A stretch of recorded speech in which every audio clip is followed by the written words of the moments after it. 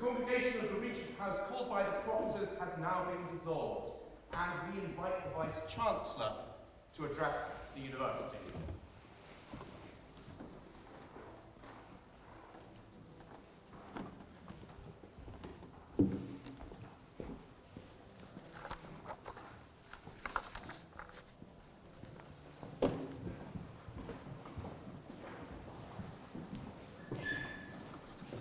Colleagues, students, friends. Since arriving in Cambridge in early spring, the question I have been asked most often is, why did you take this job? I've spent most of my professional life at Princeton, so the decision to move from the east coast of the United States to the east of England was not one I took lightly.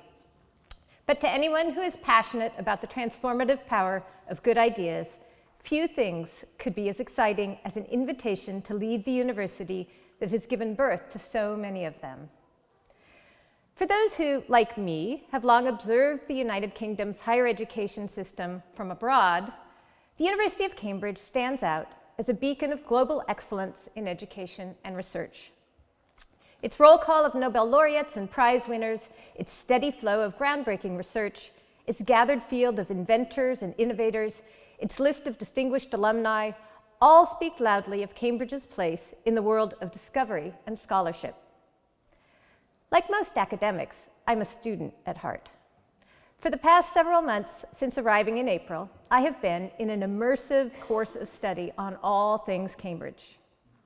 I have had inductions into the work of the schools, the colleges, the administrative offices, and Cambridge Press and Assessment. I have attended all the committees and boards I will chair and many others I need to understand. I've had conversations with small groups of colleagues on issues of huge significance, including sustainability and the fundamental importance of nurturing freedom of speech in our universities. I've met His Majesty the King, the Chancellor, and many other distinguished alumni. I've toured gardens, museums, libraries, and construction sites. I have learned my way around Cambridge well enough to transition my mode of travel from 2 feet to 2 wheels. Best of all, I've met a great many of the people, students, staff, and alumni who make the collegiate university ecosystem such a wonderful place to study and work. Among the conversations I've enjoyed most are the ones I had with 4 former vice-chancellors of the university: Lord Alec Browers, Dame Alison Richard, Sir Leszek Borusewicz, and Professor Stephen Toope. Cambridge is fortunate to have the continued wisdom and support of this august group. The former vice-chancellors had wonderful things to say about their times in office, and I heard more than once that it is the best job in the world. My immediate predecessor, Dr. Antony Freeling, deserves special thanks. As acting vice-chancellor, Antony defined his role as facilitating the transition from Stephen Toope to me. In his introductory address to the university, Antony used the metaphor of a runner in a relay race, taking the baton from Stephen in October and passing it to me in July. Antony has done exactly this with skill, patience, and generosity. He has been the architect of my induction period and one of its principal agents, always willing to explain, answer questions, and talk things through, while simultaneously carrying out the responsibilities of the Vice-Chancellor at a very demanding time. I owe him a huge debt of gratitude. Being in Cambridge, living and learning here for the past few months, has deepened my understanding of the significance of this institution, for scholarship and discovery certainly, and also for the world beyond the academy. The fact that King Charles chose Cambridge's Whittle Laboratory as the first place he visited after his coronation was a powerful indication that the UK and the wider world looked to Cambridge experts and expertise for solutions to some of the weightiest problems, including how to make aviation more sustainable. The world also looks to Cambridge for partnership. Nowhere is this more evident than on the biomedical campus, where an extraordinary partnership between the National Health Service and the university has created a thriving hub of research and outstanding clinical care that benefits the entire region. Current plans call for the biomedical campus to be the site of a new specialized hospital for the treatment of cancer and an innovative new children's hospital, the first children's hospital in the east of England, and one that offers an integrated approach to the treatment of physical and mental health. Universities play a significant part in the economic development of their regions and the nation, and this is certainly true of the University of Cambridge. A recent study that sought to quantify this impact estimates that Cambridge's overall contribution to the UK economy is close to £30 billion per year. The wider impact on the creation of jobs, wealth, and well-being is immeasurable. For Cambridge to continue to serve as an engine of progress and solutions to the world's toughest challenges, I want to focus on what this place does best: nurturing academic excellence. That is our bedrock, the wellspring of our success and our impact on the world. Of course, academic excellence does not emanate from the Vice Chancellor's office. It lives in classrooms, study rooms, libraries, laboratories, museums, and indeed dining halls, cafes, common rooms, at picnic tables, and on patches of lawn, anywhere members of this collegiate university come together in contemplation, conversation, and debate.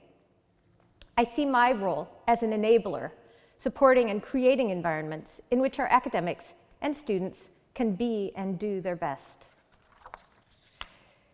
In my short time at Cambridge, I've had the opportunity to appreciate and celebrate the wonderful achievements of our students, staff, and alumni. I've also seen the real challenges facing our staff, including the spiraling cost of living. And despite their celebrations on the lawn right beside us in recent days, I've seen the challenges for our students, who, after years of educational disruption beyond their control, are now faced with the impacts of the marking and assessment boycott. I want to work with all of you to address these and other shared challenges and to ensure Cambridge's continued excellence. One of the most rewarding aspects of the past few months has been meeting so many people who are actively engaged in moving Cambridge forward. Here I would include the leadership of the colleges, leaders of student bodies, generous donors, heads of schools, faculties, departments, and non-school institutions, pro-vice chancellors, professional service colleagues, and so many others who want to have a voice and make a difference in the life of this great university. They offer new ideas and opportunities for solving shared challenges and have shown a remarkable willingness to come together for the common good. Successful collaborations have enabled the university to meet its goals for broadening access, to make new academic appointments, and to strengthen support for student mental health. With their continued engagement, I am confident we can make progress on the challenges we are currently facing. That enables me to look to the future with optimism. I know how much Cambridge already does for the city, for the region, for the country, and for the world through the people it educates and the discoveries it makes. I believe it can do even more, because I cannot imagine an institution that is better equipped to contribute to society in real and meaningful ways. The ideas that change the world, the discoveries that upend conventional wisdom, the solutions to the world's most intractable problems, those happen at Cambridge. That, to answer the initial question, is why I took the job.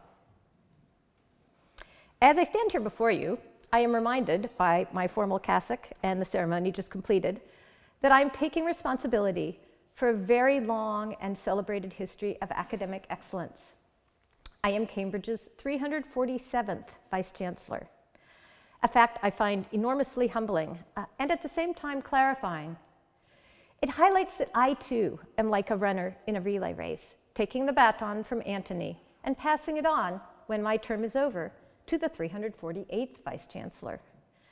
My task then is to work with the extraordinary Cambridge community to ensure the health and well-being of this university and its inhabitants while I hold the baton, and to continue to fortify the university's foundations so that the institution I bequeath to my successor is at least as strong as the one I am inheriting.